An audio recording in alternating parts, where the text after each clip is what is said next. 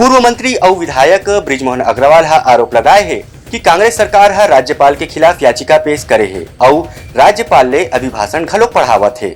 आज विधानसभा में राज्यपाल के अभिभाषण में अपन बात रखत हुए रायपुर दक्षिण विधायक और पूर्व मंत्री ब्रिजमोहन अग्रवाल हा कीन की सरकार राज्यपाल के पद विरोधी हाईकोर्ट जाथे और राज्यपाल ला अपन सरकार की उपलब्धि ले अभिभाषण रूप में पढ़वाथे। ये सरकार संविधान विरोधी सरकार है। उमन राज्यपाल के आग्रह करे जो सरकार अपन पद के विरुद्ध हाईकोर्ट में जाथे। ऐसे सरकार के अभिभाषण पढ़े बर कोनो समर्थन नहीं है। देश के इतिहास में ये पहली बार होगा कि राज्यपाल के पद को, उनके अधिकारों को चैलेंज करते हुए और राज्य का चीफ सेक्रेटरी हाई कोर्ट में कोई याचिका दायर करे। राज्यपाल के पद पर अगर सरकार को विश्वास नहीं है तो फिर अपना अभिभाषण कैबिनेट से पास करवाकर उसको राज्यपाल से पढ़वाना, ये कौन सी संवैधानिक परंपरा है?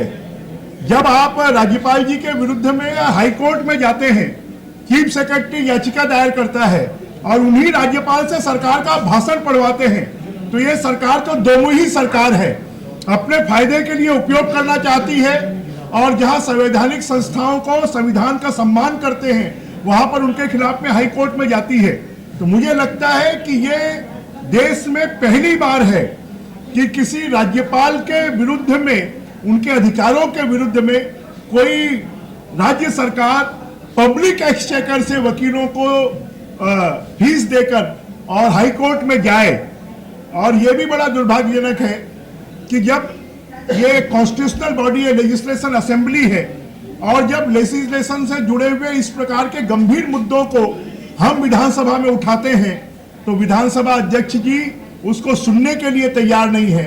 ये और दुर्भाग्यजनक है और इसलिए हमने लगातार इस बात को सरकार के संज्ञान में, अध्यक्ष जी के संज्ञान में और पूरे देश के संज्ञान में लाने की कोशिश की है कि ये सरकार अपने फायदे के लिए तो राज्यपाल जी का उपयोग करती है, परंतु जहां उनका राजनीतिक नुकसान होता है वहां पर संविधान का उल्लंघन करती है, उनके खिलाफ में हाईकोर्ट में जाती है। ब्यूरो रिपोर्ट उतलंघा न्यूज।